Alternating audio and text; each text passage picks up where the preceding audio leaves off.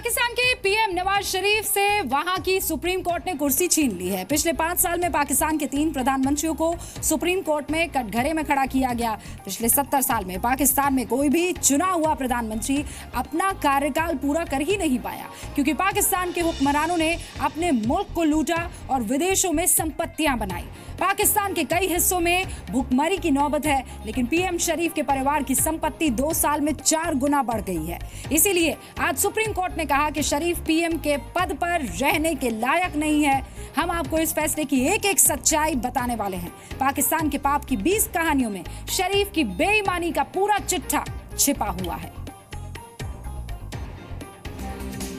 Panama paper leak मामले में पाकिस्तान के प्रधानमंत्री नवाज शरीफ को सुप्रीम कोर्ट ने दोषी करार दिया है। दोषी ठहराने के बाद कोर्ट ने नवाज शरीफ को प्रधानमंत्री पद के लिए अयोग्य करार दिया। कोर्ट ने कहा कि नवाज शरीफ अब पाकिस्तानी संसद के ईमानदार और समर्पित सदस्य होने के योग्य नहीं है, इसलिए उन्हें प्रधानमंत्री का पद छोड़ना होगा। सुप्रीम कोर्ट के आदेश के बाद पाकिस्तान चुनाव आयोग ने तत्काल प्रभाव से नवाज की योग्यता को खारिज करने का आदेश दिया है। कि पाकिस्तान को एक करप्ट प्राइम मिनिस्टर से निजात मिली है और एक नए पाकिस्तान की बुनियाद रखी गई है। पाकिस्तान तहरीक-ए-इंसाफ अपनी हर जिम्मेदारी पूरी करेगी। नवाज शरीफ 3 बार पाकिस्तान के प्रधानमंत्री रह चुके हैं। 1990 में दूसरे कार्यकाल के दौरान नवाज शरीफ की फैमिली ने लंदन में कई प्रॉपर्टीज खरीदी थी। ये आरोप लगाए गए कि शरीफ और उनके बच्चों की लाइफस्टाइल उनकी आय के सोर्स से कहीं ज्यादा थी।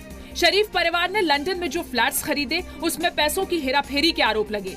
शरीफ परिवार की गल्फ स्टील मिल, कतारी लेटर के साथ साथ कई ऑफशोर कंपनियां हैं। नवाज और उनके परिवार पर आरोप है कि इस पूरे कारोबार और खरीद फरोख्त में काला धन लगाया गया। कि ये मंजिल नहीं है। नवाज शरीफ साहब के खाते में से जमहूरियत पर 35 साला कब्जे का खात्मा हो गया।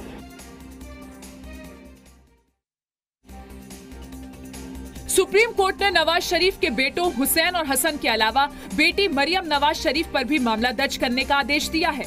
नवाज शरीफ के परिवार ने टैक्स के लिए स्वर्ग माने जाने वाले देश ब्रिटिश वर्जिन आइलैंड में 4 कंपनियां शुरू की। इन कंपनियों से नवाज के परिवार ने लंदन में 6 बड़ी प्रॉपर्टीज खरीदी।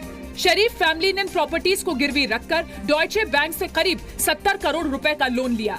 इसके अलावा दूसरे 2 अपार्टमेंट खरीदने में बैंक ऑफ स्कॉटलैंड ने उनकी मदद की। इस पूरे कारोबार के लिए पैसा कहां से आया, इसका कोई हिसाब किताब शरीफ फैमिली ने नहीं दिया। हिम्मत छोड़ दी थी कि शायद पाकिस्तान इन्हीं करप्ट लोगों की गिरफ्त में रहेगा। आज पाकिस्तान की तारीख का एक नया बाब लिखा जा रहा है। अप्रैल 2016 में ब्रिटेन में पनामा की एक लॉ फर्म के कुछ डॉक्यूमेंट्स लीक हुए, जिसमें खुलासा हुआ कि दुनिया भर के कई नेताओं ने टैक्स हेवन कंट्रीज में पैसा इन्वेस्ट किया। इनमें नवाज शरीफ का भी नाम शामिल है। नवाज और उनके परिवार पर धोखाधड़ी और फर्जी कागजात के जरिए खरीद फरोख्त का आरोप लगा। देखिए, इससे साफ है कि जिस तरह से वहाँ के सर्वोच्च न्यायालय ने और उन्हें 5 जजेज की उनके खिलाफ उनको डिस्क्वालीफाई किया है, इससे स्पष्ट है कि वो किस लेवल के करप्शन में इन्वॉल्व थे। सुप्रीम कोर्ट ने जीवन भर के लिए नवाज शरीफ को प्रधानमंत्री पद के अयोग्य घोषित कर दिया है। सुप्रीम कोर्ट के फैसले के बाद नवाज शरीफ ने प्रधानमंत्री पद से इस्तीफा दे दिया। कोर्ट के इस फैसले से नवाज का राजनीतिक भविष्य खत्म हो गया है। प्रधानमंत्री के तौर पर नवाज का ये तीसरा कार्यकाल है। तीनों बार वो अपना कार्यकाल पूरा नहीं कर पाए। तमाम लायर्स और सियासी वर्कर का शुक्रिया अदा करता हूं, जिन्होंने 11 महीने के इस तवील जद्दोजहद में हमारा साथ दिया। सुप्रीम कोर्ट ने नवाज शरीफ से पाकिस्तान मुस्लिम लीग का अध्यक्ष पद छोड़ने को भी कहा है। कोर्ट ने कहा कि नवाज पार्टी अध्यक्ष होने के योग्य नहीं है। 14 अगस्त को पाकिस्तान की स्थापना के 70 साल पूरे हो जाएंगे, लेकिन इतने सालों में लोकतांत्रिक तरीके से चुना गया पाकिस्तान का कोई भी प्रधानमंत्री अपना कार्यकाल पूरा नहीं कर सका है। जो रिपोर्ट्स आई हैं और जिससे ये स्पष्ट है कि उनको प्रधानमंत्री पद से और पार्लियामेंट में जो उनकी मेंबरशिप है, पार्लियामेंट में सदस्यता है, उसको समाप्त कर दिया गया है उनके कानून के तहत, पाकिस्तान के कानून के तहत। नवाज शरीफ को पीएम पद से हटाए जाने के बाद उनके छोटे भाई और पंजाब के सीएम शहबाज शरीफ के पीएम बनने के कयास लगाए जा रहे हैं। हालांकि शहबाज पाकिस्तान की नेशनल असेंबली के सदस्य नहीं है। इसके चलते उन्हें पीएम बनने के लिए चुनाव लड़ना होगा। शहबाज के उपचुनाव में पीएम चुने जाने तक 45 दिनों के लिए अंतरिम पीएम के रूप में defence minister Khawaja Asif, speaker Ayaz Sadiq और बिजनेसमैन शाहिद अब्बासी के नाम भी रेस में हैं। पीएमएल की मीटिंग चल रही है, नवाज शरीफ उसकी अध्यक्षता कर रहे हैं। उनकी बेटी जो कि एक माना जाता था उनका सक्सेसर होगी, उसको भी पानामा गेट में ब्लेम वर्दी माना गया। उनके भाई हैं एक उम्मीदवार जिसको अगर पार्टी सब मानते हैं।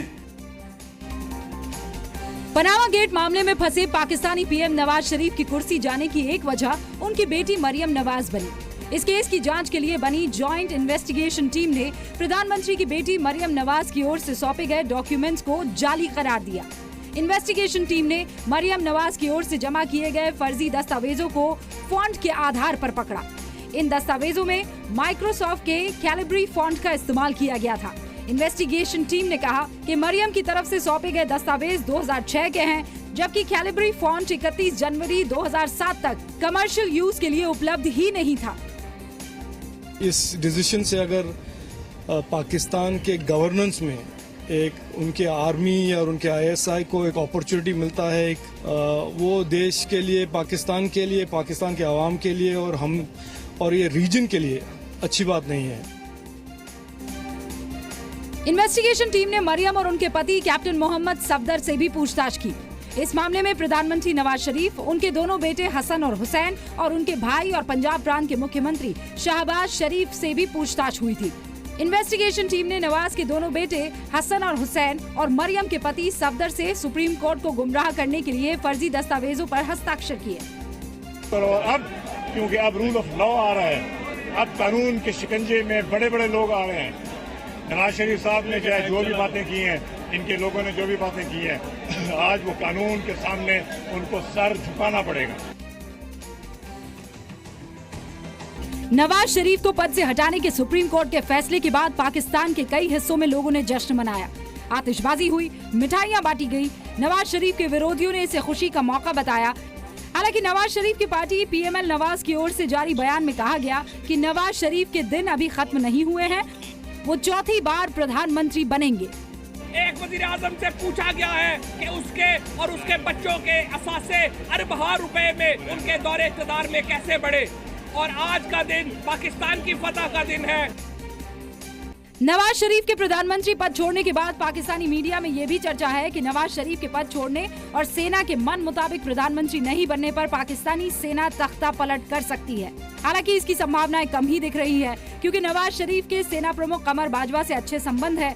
संभावना जताई जा रही है कि नवाज शरीफ बाजवा से सलाह मशवरा करने के बाद ही अपनी गद्दी सौंपेंगे। नवाज शरीफ को पॉपुलर सपोर्ट मिली थी और उनकी गैर हाजिरी में जरूर सेना का दबदबा बढ़ेगा, जो खतरनाक है भारत और पाक के रिश्तों के लिए।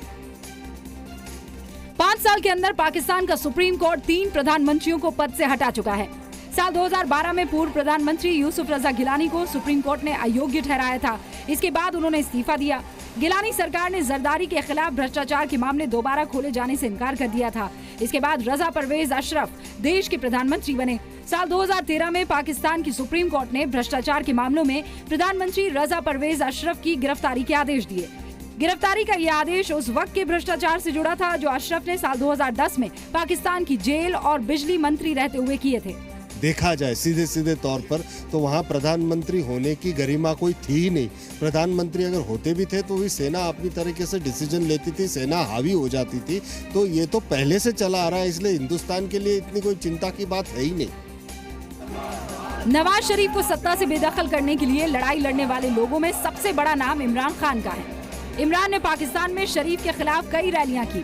इमरान शरीफ परिवार के लिए आगे भी मुश्किल बन सकते हैं, क्योंकि माना यह जा रहा है कि नवाज के भाई शहबाज अगले प्रधानमंत्री बन सकते हैं। लेकिन इमरान खान ने उनके खिलाफ भी सुप्रीम कोर्ट में एक याचिका दायर की हुई है।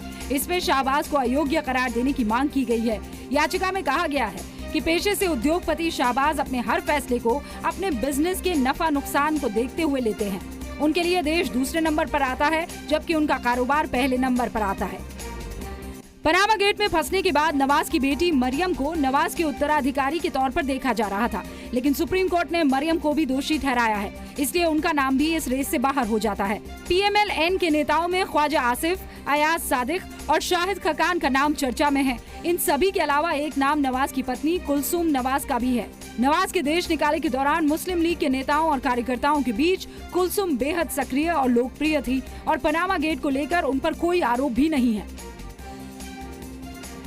नवाज शरीफ के खिलाफ जांच के लिए जो जॉइंट एक्शन टीम बनी, उसने बताया कि 1992 और 93 में प्रधानमंत्री रहते नवाज शरीफ की बेटी मरियम और परिवार के दूसरे सदस्यों की संपत्ति 4 गुना बढ़ गई। इस दौरान नवाज शरीफ प्रधानमंत्री पद पर रहते हुए अपनी ऑफशोर कंपनी FZE से सैलरी भी लेते रहे। FZE से 2013 के जून और अगस्त में जो सैलरी नवाज शरीफ को दी गई, JIT ने उसे सबूत के तौर पर पेश किया।